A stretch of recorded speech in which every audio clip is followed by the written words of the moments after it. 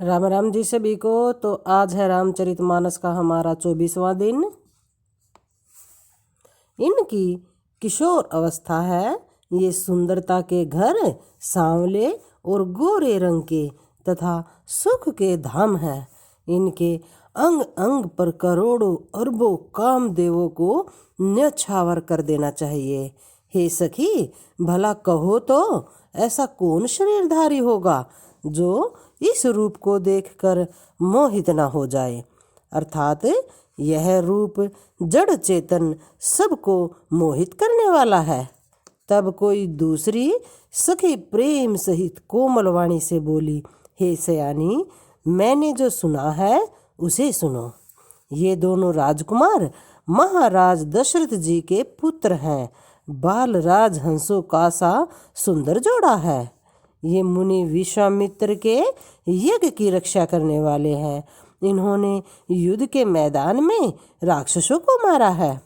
जिनका श्याम शरीर और सुंदर कमल जैसे नेत्र है, जो मारीच और सुबाहु के मद को चूर करने वाले और सुख की खान है, और जो हाथ में धनुष बाण लिए हुए हैं।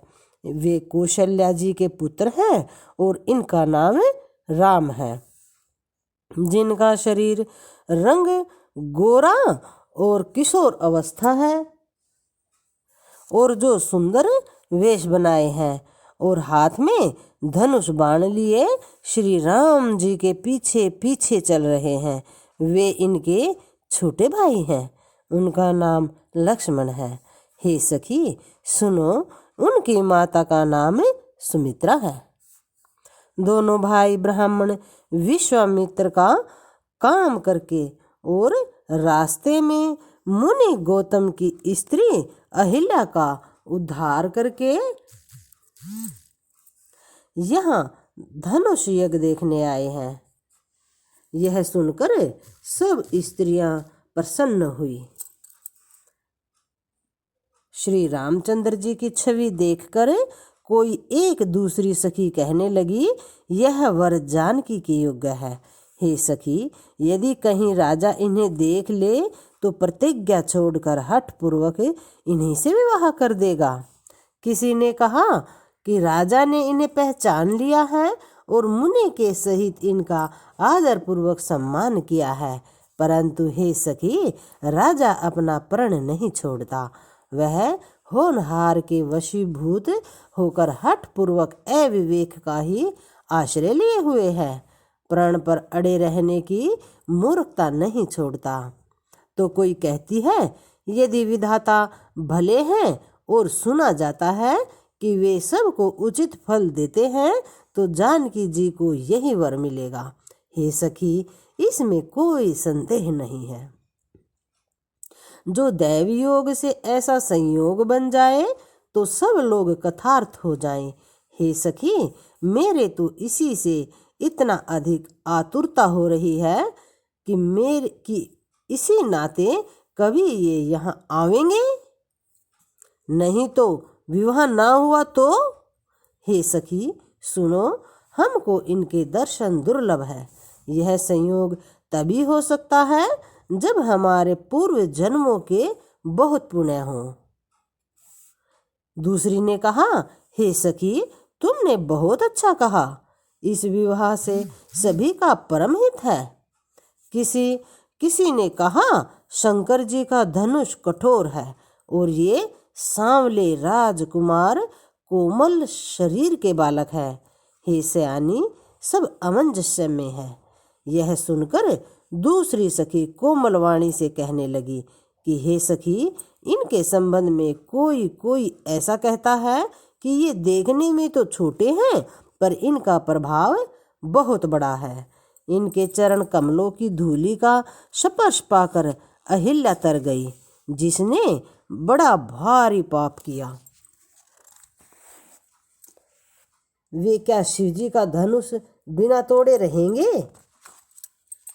इस विश्वास को भी नहीं छोड़ना चाहिए। उनके कहने का मतलब था कि जिनके चरण कमलों की धूलि का स्पर्श पाकर अहिल्या तर गई, जिसने इतना भारी पाप किया था वो तर गई, तो क्या हे सखी, क्या ये शिव जी का धनुष तोड़े बिना रह जाएंगे? इस विश्वास को कभी नहीं छोड़ना चाहिए, अर्थात ये शिव जी के धनुष को अवश्य तोड़ देंगे। जिस ब्रह्मा ने सीता को संवार कर बड़ी चतुराई से रचा है, उसी ने विचार कर सावला वर भी रच रखा है। उसके ये वचन सुनकर सब हर्षित हुई और कोमल वाणी से कहने लगी, ऐसा ही हो। सुंदर मुख और सुंदर नेत्रों वाली स्त्रियां समूह की समूह हृदय में हर्षित होकर फूल बरसा रही हैं। जहाँ जहाँ दोनों भाई जाते हैं वहाँ वहाँ परम आनंद छा जाता है। दोनों भाई नगर के पूर्व ओर गए, जहाँ धनुष यज्ञ के लिए रंग भूमि बनाई गई थी। बहुत लंबा चौड़ा सुंदर ढाला हुआ पक्का आंगन था, जिस पर सुंदर और निर्मल वेदी सजाई गई थी। चारों ओर सोने के बड़े बड़े मंच बने थे, जिन पर राजा लोग बैठे थे। उनके पीछे समीप ही चारों ओर दूसरे मचानों का मंडलाकार घेरा सुशोभित था। वह कुछ ऊंचा था और सब प्रकार से सुंदर था। जहाँ जाकर नगर के लोग बैठेंगे, उन्हीं के परम विशाल एवं सुंदर सफेद मकान अनेक रंगों के बनाए गए हैं, जहाँ अपने अपने कुल के अनुसार सब स्त्रियां यथा योग्य जिसको जहाँ बैठना उचित है बैठकर देखेंगी।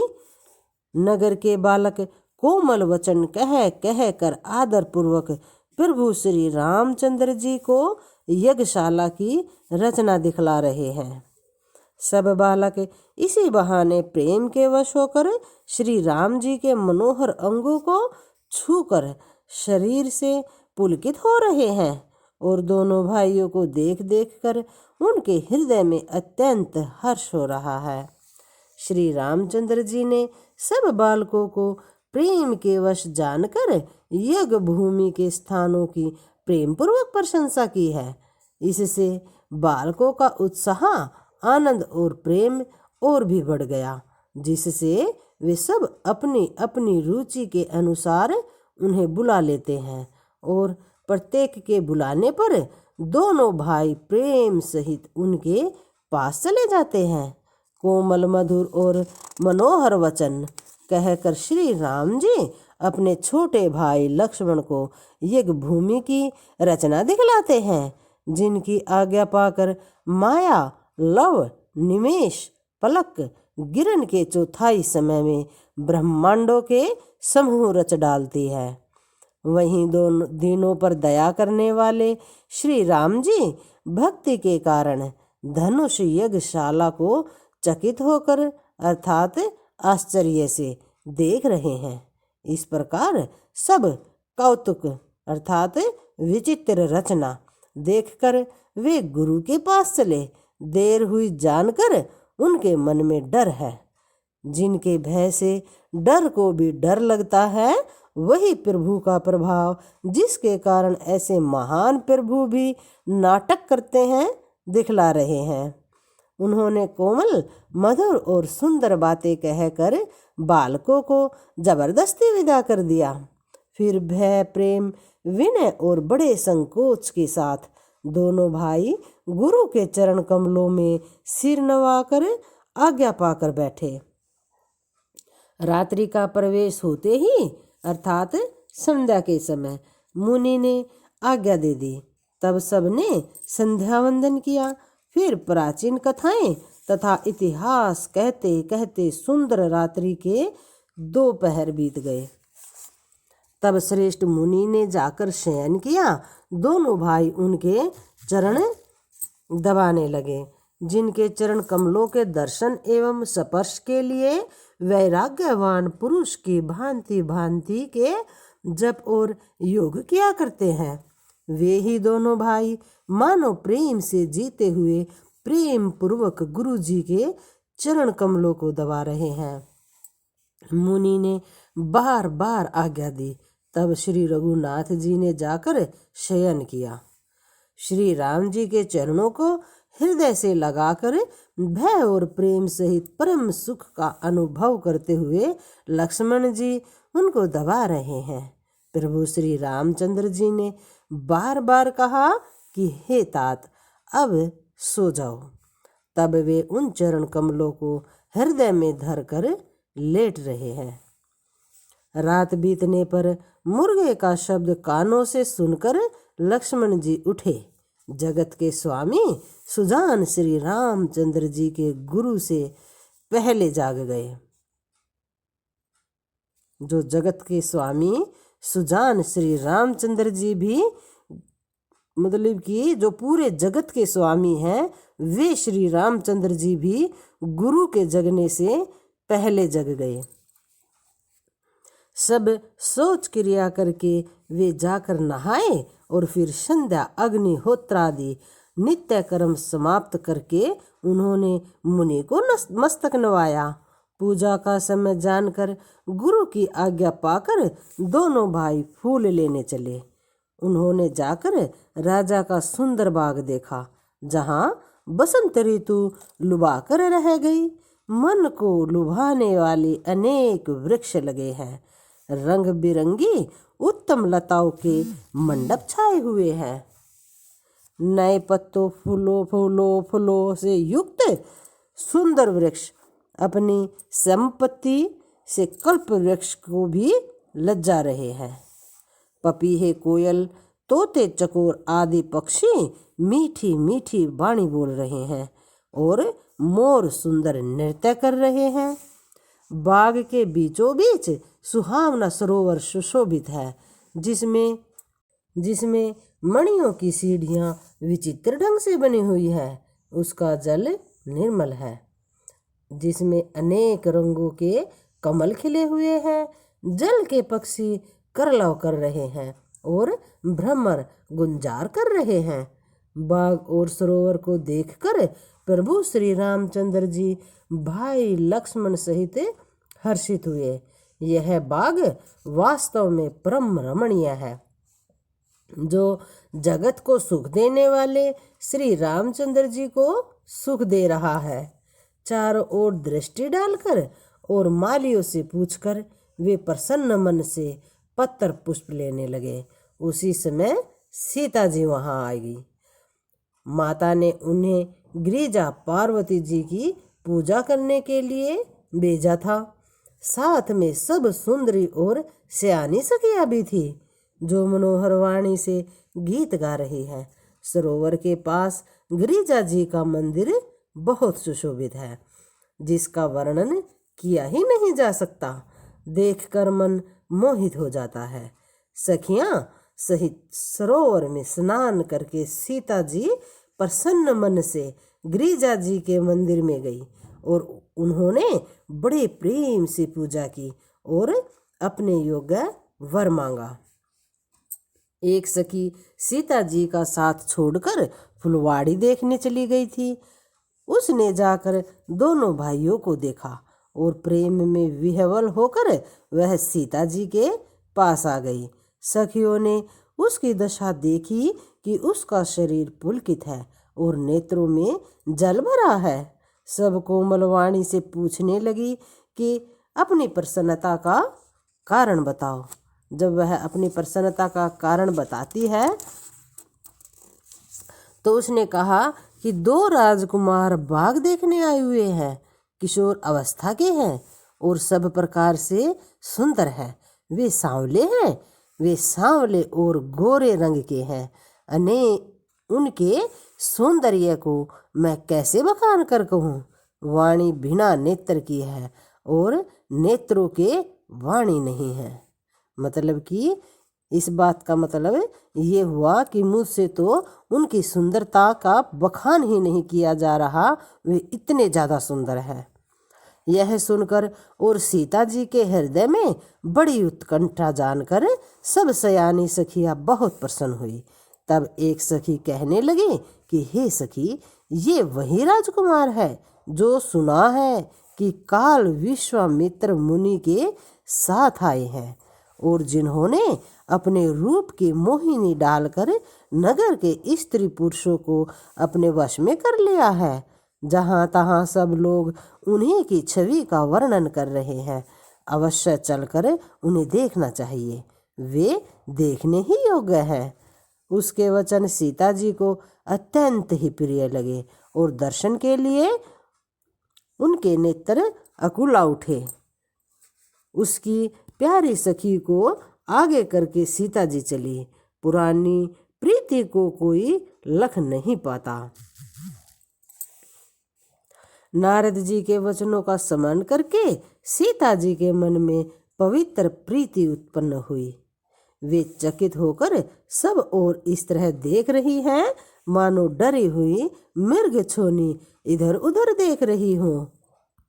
कंकण, हाथों के कड़े, करथनी और पायजेब के शब्द सुनकर श्री रामचंद्र जी हृदय में विचार कर लक्ष्मण से कहते हैं, यह ध्वनि ऐसी आ रही है मानो कामदेव ने विश्व को जीतने का संकल्प करके डंके पर चोट मारी है। ऐसा कहकर श्री राम जी ने फिर कर उस ओर देखा। श्री सीता जी के मुख रूपी चंद्रमा को निहारने के लिए उनके नेत्र चकोर बन गए। सुंदर नेत्र स्थिर हो गए, टकटकी लग गई, मानो नेमी जनक जी के पूर्वज ने, जिनका सबकी पलकों में निवास माना गया है, लड़की दामाद के मिलन प्रसंग को देखना। लड़की दामाद के मिलन प्रसंग को देखना उचित नहीं, इस भाव से सह कुचाकर पलकें छोड़ दी, पलकों में रहना छोड़ दिया, जिससे पलकों का गिरना रुक गया। सीता जी की शोभा देखकर श्री राम जी ने बड़ा सुख पाया। हृदय में वे उसकी सराहना करते हैं, किंतु मुख से वचन नहीं निकलते। वह शोभा ऐसी अनुपम है मानो ब्रह्मा ने अपनी सारी निपुणता को मूर्ति मानकर संसार को प्रकट करके दिखा ही दिया हो। वह सीता जी की शोभा सुंदरता को भी सुंदर करने वाली है। वह ऐसी मालूम होती है मानो सुंदरता रूपी घर में दीपक की लौ जल रही हो। अब तक सुंदरता रूपी भवन में अंधेरा था, वह भवन मानो सीता जी की सुंदरता रूपी दीप शिखा को पाकर जगमगा उठा हो, पहले से भी अधिक सुंदर हो गया है। सारी उपमाओं को तो कवियों ने झूठा कर रखा है। मैं जनक नंदिनी श्री सीता जी की किस से उपमा दूं? इस प्रकार हृदय में सीता जी की शोभा का वर्णन करके और अपनी दशा को विचार कर प्रभु श्री रामचंद्र जी पवित्र मन से अपने छोटे भाई लक्ष्मण से समय अनुकूल वचन बोलने लगे। हे तात, यह वही जानकी जी की कन्या है। हे तात, यह वही जानकी है जो जनक जी की कन्या है, जिसके लिए धनुष यज्ञ हो रहा है। सखियां इसे गौरी पूजन के लिए ले आई हैं। यह फुलवाड़ी में प्रकाश करती हुई फिर रही है, जिसकी अलौकिक सुंदरता देखकर स्वभाव से ही पवित्र मन शुद्ध हो गया। वह सब कारण अथवा उसका सब कारण तो विधाता ही जाने, किंतु हे भाई सुनो, मेरे मंगलदायक दाहिने अंग फड़क रहे हैं। रघुवंशियों का यह सहज जन्मगत स्वभाव है कि उनका मन कभी कुमार्ग पर पैर नहीं रखता। मुझे तो अपने मन का अत्यंत ही विश्वास है कि जिसने जागृत की कौन कहे, सपन में भी पराई स्त्री पर दृष्टि नहीं डाली है।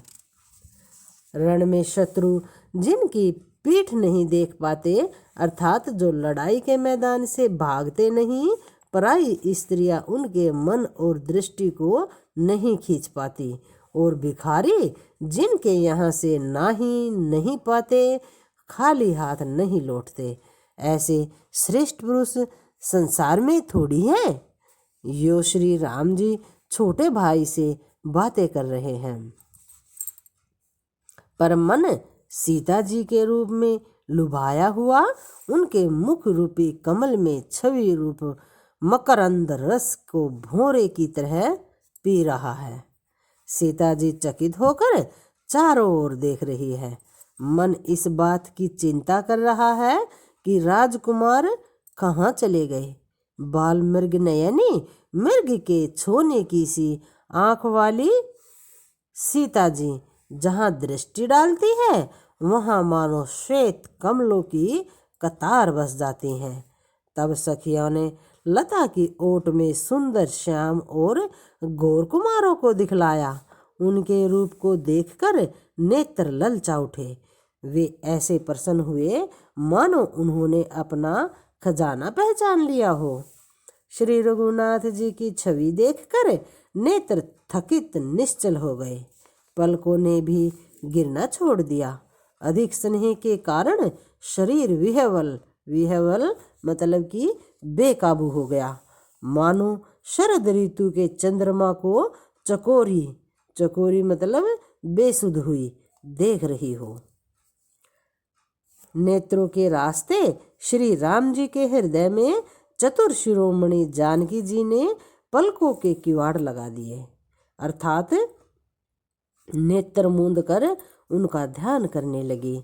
जब सखियों ने सीता जी को प्रेम के वश जाना तब वे मन में सकुचा गई और कुछ उनसे कहा ही नहीं जा सकता था, अर्थात वह कुछ उनसे कहने लगी। इस पंक्ति का मतलब है कि वे सखियां पूरी बात नहीं कर पा रही थी। वे कुछ कर रही थी और कुछ नहीं कर रही थी। उसी समय दोनों भाई लता मंडप कुंज में से प्रकट हुए, मानो दो निर्मल चंद्रमा बादलों को पर्दे से हटाकर निकले हों। उसी समय दोनों भाई लता मंडप कुंज में से प्रकट हुए, मानो दो निर्मल चंद्रमा बादलों के पर्दे को हटाकर निकले हों। दोनों सुंदर भाई शोभा की सीमा है। उनके शरीर की आभा नीले और पीले कमल की सी है। सिर पर सुंदर मोर पंख सुशोभित है। उनके बीचों बीच में फूलों की कलियों के गुच्छे लगे हैं। माथे पर तिलक और पसीने की बूंदें शोभायमान हो रही है। कानों में सुंदर भूषणों की छवि छाई है। टेढ़ी भौहें और घुंघराले बाल है। नए नए कमल के समान रत्नारे लाल नेत्र हैं। टोढ़ी नाक और गाल बड़े सुंदर हैं और हंसी की शोभा मन को मोह लिए लेती है।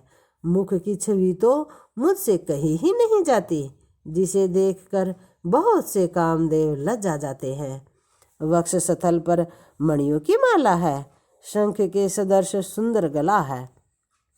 कामदेव के हाथी के बच्चे की सूंड के समान उतार चढ़ाव वाली एवं कोमल भुजाएं हैं, जो बल की सीमा है। जिसके बाएं हाथ में फूलों सहित दोना है। हे सखी, वह सांवला कुंवर तो बहुत ही सलोना है। सिंह की सी पतली लचीली कमर वाले पीतांबर धारण करते हुए शोभा और शील के भंडार सूर्य कुल के भूषण श्री रामचंद्र जी को देखकर सखियां अपने आप को भूल गई। एक चतुर सखी धीरज धरकर हाथ पकड़कर सीता जी से बोली, हे गिरिजा जी का हे सीता मैया, आप गिरिजा जी का ध्यान फिर कर लेना। इस बात का मतलब ये हुआ कि सभी भगवान के रूप को, उनकी सुंदरता को देखकर इतनी मोहित हो गई कि वे बोलना ही भूल गई। उनके मुख से कुछ कहा ही नहीं जा रहा था। उनकी पलकें ऐसी ठहर गई, उनकी पलकें भी झपकना बंद हो गई। तब जाकर एक चतुर सखी ने अपने आप में धीरज धरकर हाथ पकड़कर सीता जी से कहा कि गिरिजा जी का ध्यान फिर कर लेना। इस समय राजकुमार को क्यों नहीं देख लेती।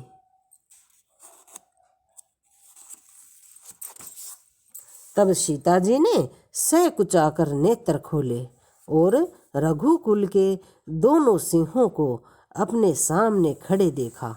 नख से शिखा तक श्री राम जी की शोभा देखकर और फिर पिता का प्रण याद करके उनका मन बहुत क्षुब्ध हो गया।